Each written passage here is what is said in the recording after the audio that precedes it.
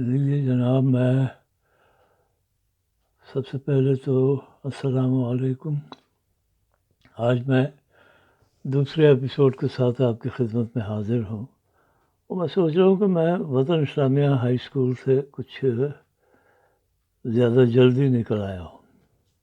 ابھی وہاں کچھ واقعات تھے جو مزیدار تھے، جو شاید آپ کی دلچسپی کا باعث بنے، تو وہ بھی میں گوش گزار کیے دیتا ہوں۔ اچھا، ایک چیز میں واضح کر دینا چاہتا ہوں کہ کیونکہ اس میں میرے دوست، کولیگس اور ساتھی سبھی آئیں گے جن کا ذکر ہوگا، اور میں صرف اپنے حوالے سے جو کچھ میں نے کام کیا، اس میں جو کچھ میں نے دیکھا، جو کچھ میں نے آبزرو کیا، جو کچھ براہ راست میرے علم میں آیا، وہ میں صرف بیان کروں گا۔ باقی کسی کا تذکرہ کسی حوالے سے آ جائے تو ٹھیک ہے، ورنہ میرا فوکس زیادہ اسی چیز پہ رہے گا کہ جو باتیں میرے فرسٹ ہینڈ نالج میں ہیں۔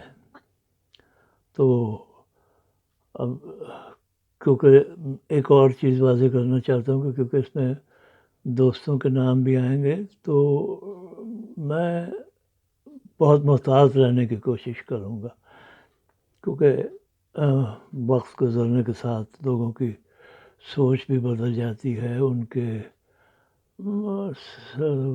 واردات قلبی بھی ہوتی ہے، کچھ ہر ایک کے اپنے حالات بھی ہوتے ہیں جن کے تحت ہر شخص اپنا لائحہ عمل تیار کرتا ہے۔ تو ٹھیک ہے، فرشتہ تو کوئی نہیں ہوتا اس دنیا میں،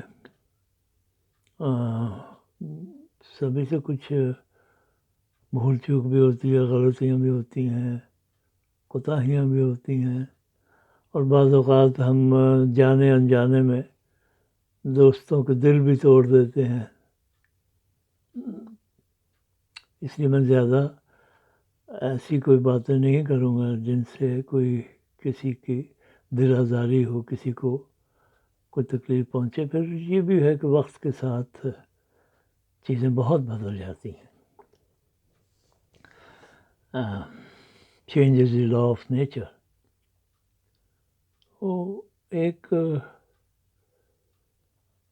واقعہ بہت مزیدار ہوا تھا اسکول میں کہ ایک دن ہمارے استاد تھے، 7th کلاس کے انچارج تھے، وحید الحسن ہاشمی صاحب۔ اس زمانے میں ڈبل ایم اے تھے اور شاعر بھی تھے، بالکل قائد اعظم کی شکل کے تھے، لباس بھی ویسا ہی پہنا کرتے تھے، قلاگلی ٹوپی اور اچکن، اور وہ بس سمجھ لیں کہ قائد اعظم کو نکال دیں اور ان کو چھپا دیں، اور ان کو چھپا دیں اور قائد اعظم کو نکالیں، اتنی زیادہ شکل ملتی جلتی تھی ان کی۔ تو ایک دن انہوں نے مجھے اور میرے دوست سلیم قریشی کو بلایا اور کہا کہ تم دونوں ایسا کرو کہ رشی بھون چلے جاؤ۔ تو ہم نے کہا جی بالکل ٹھیک ہے، کیونکہ اس زمانے میں ماسٹر صاحب سے بحث کرنا یا ان سے کسی چیز کی تفصیلات پوچھنا تو بہت ناممکن سی بات ہوتی تھی۔ بہت مرعوب ہم رہا کرتے تھے اپنے اساتذہ سے، کھل کے بات کرنے کا تو کوئی سوال ہی نہیں پیدا ہوتا تھا، خاص طور پہ 10ویں جماعت تک کے جو اسٹوڈنٹس تھے۔ تو بہرحال ہم نے کہا جی ٹھیک ہے، ہم چلے جاتے ہیں۔ تو ہم دونوں بالکل ایک دم ٹرن ہوئے اور چل پڑے۔ انہوں نے کہا ارے ارے رکو رکو رکو، اور بات سنو، اور تمہیں پتہ بھی ہے کہ رشی بھون ہے کہاں اور کیا چیز ہے؟ تو اب ہم بغلیں جھانکنے لگے، پتہ تھا ہمیں واقعی کچھ بھی نہیں تھا، رشی بھون کہاں ہے؟ تو بس بات سنی اور نکل لیے یوں جیسے دو نالی بندوق سے گولی نکلتی ہے. آئے کیا سمجھ کے چل پڑے تھے بھیا؟ پوچھ تو لو. ہم نے کہا جی جی بالکل بالکل. ہم سر جھکائے سر ہلاتے رہے کہ جی جی جی آپ سر ماشاء درست فرما رہے ہیں. جی جی ماشاء. اچھا سنو، یہ اسکول سے نکل کے برانڈرتھ روڈ پہ چڑھو گے تو ریلوے اسٹیشن کی طرف چلنا شروع کر دو.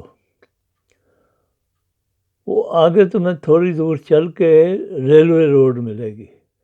ریلوے روڈ پہ تھوڑا آگے جاؤ گے تو پھر وہاں پہ آئے گا دائیں ہاتھ رشی بھون. یہ ایک بہت بڑی بلڈنگ ہے، اس کا ایک احاطہ ہے بہت بڑا، جہاں آج مشاعرے کا انتظام ہوگا اور تم دونوں نے وہاں پہنچ کے یہ سارا انتظام کرنا ہے. کرسیاں لگوانی ہیں، ٹینٹ لگوانے ہیں، اسٹیج بنوانا ہے، اس پہ پھر چاندنی بچھے گی، پھر تشتریاں آئیں گی، ان میں گلوریاں رکھی جائیں گی. یہ سب کچھ تم دونوں نے کرنا ہے وہاں جا کے. تو بس اب تم جا سکتے ہو، جاؤ فٹافٹ کرو.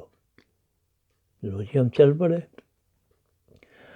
اب آہستہ آہستہ اس کو کلاس میں سے تو ہم بڑی تیزی سے نکلے. ماسٹر صاحب کو کارکردگی بھی دکھانی تھی کہ ہم بڑے ایفیشینٹ اور اسمارٹ اسٹوڈنٹس ہیں. تو وہاں سے تو واقعی یوں نکلے جیسے دو نالی بندوق سے گولیاں نکلتی ہیں بقول ہاشمی صاحب کے. تو آگے تھوڑا سا اسکول کی بلڈنگ سے باہر آئے تو کم از کم میرے تو قدم جو ہے وہ دو من کے ہو چکے ہوئے تھے. بہت بوجھل قدم محسوس ہو رہے تھے. تو وہاں آہستہ آہستہ چلنا شروع ہو گئے. برانڈرتھ روڈ پہ چڑھے، پھر فٹ پاتھ کے اوپر وہ آہستہ آہستہ چلنا شروع ہو گئے. تو تھوڑی دور چل کے تو میں نے سوچا کہ یار یہ سب کیا ہے، ہم یہ سب کیسے کریں گے؟ مجھے تو کچھ بھی نہیں آتا جاتا. تو میں نے کننکھیوں سے سلیم کی طرف دیکھا تو وہ بھی خاصا کھویا کھویا ہوا تھا اور تقریباً وہ بھی میری طرح بوچھل قدموں سے چل رہا تھا. تو میں نے کھنکارا اور پھر اس سے پوچھا کہ سنو بھائی، تم نے کبھی ذکر ہی نہیں کیا کہ تمہیں یہ سب کچھ آتا ہے. تھوڑی دیر کا پوز آ گیا اور سلیم نے میری طرف دیکھا اور بولا کہ کیا کیا سب کچھ آتا ہے؟ جو ماسٹر بتا رہے تھے، یہ تمبو کناتیں، اسٹیج اور دریاں اور چاندنی اور یہ اور وہ.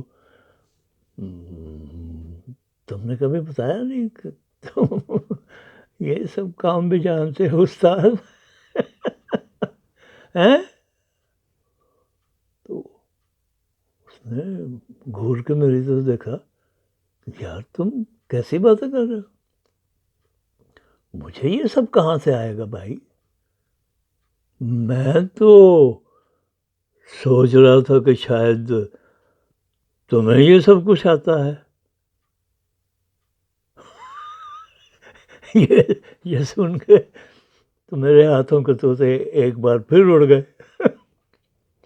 میں نے سر گھجایا سلیم کی طرف. میں نے بھی گھور کے دیکھا آپ کے. میں نے کہا یار تم کہیں پاگل تو نہیں ہو گئے؟ میں نے تجھے کب کہا کہ مجھے یہ سب کچھ آتا ہے؟ تو پھر ماسٹر صاحب نے ہمیں کس چکر میں بھیج دیا ہے؟ انہیں کوئی یقیناً غلط فہمی ہوئی ہے. خیر جناب، چلتے چلتے آہستہ آہستہ ہم اس بلڈنگ کے سامنے پہنچ گئے جس کے باہر لکھا ہوا تھا رشی بھون. دروازے کے باہر 2 پلرز تھے، ان میں سے ایک پلر پہ وہ تختی لگی ہوئی تھی جس پہ بلڈنگ کا نام بھی لکھا ہوا تھا. تو ہم اس کے اندر چلے گئے.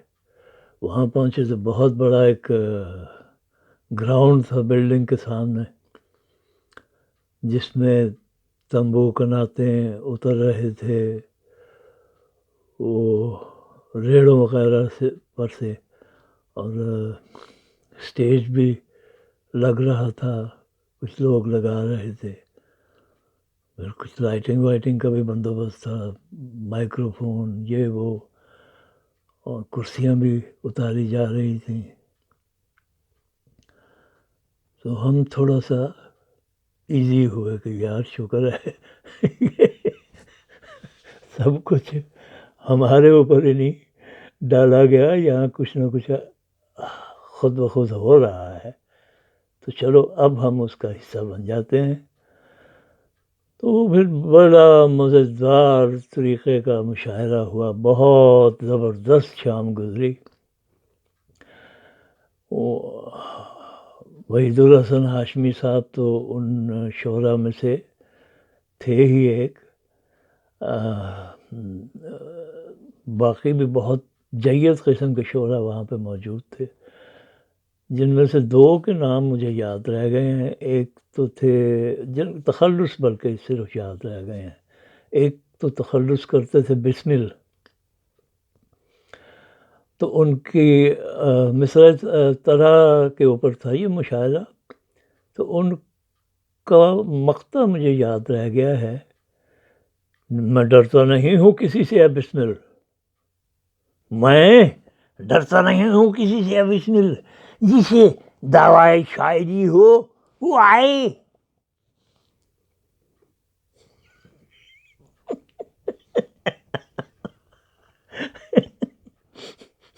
انہوں نے تو اور بھی بڑے زبردست طریقے سے یہ شعر پڑھا تھا. اچھا، وحید الحسن ہاشمی صاحب کا ایک شعر یاد رہ گیا ہے کہ مقدر ہے کوئی تو حر کا مقدر،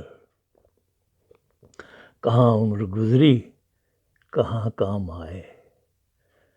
یہ مجھے صرف یاد رہ گیا ہے. تو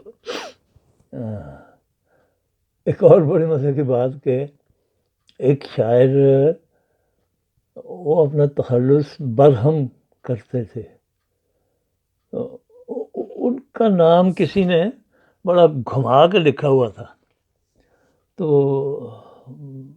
میں نے یا شاید سلیم قریشی نے اسے بدھم پڑھ لیا.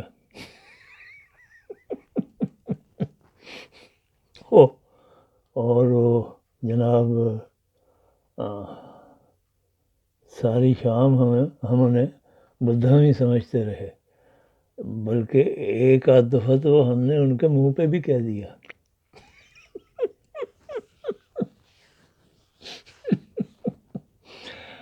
لیکن اتنے نفیس اور وزردار انسان تھے، نوجوان آدمی تھے، بس مسکرا کے ہمیں دیکھتے رہے، کہا کچھ نہیں، نہ ہماری انہوں نے کریکشن کی نہ کچھ، بس ہمیں مسکرا کے دیکھتے رہے.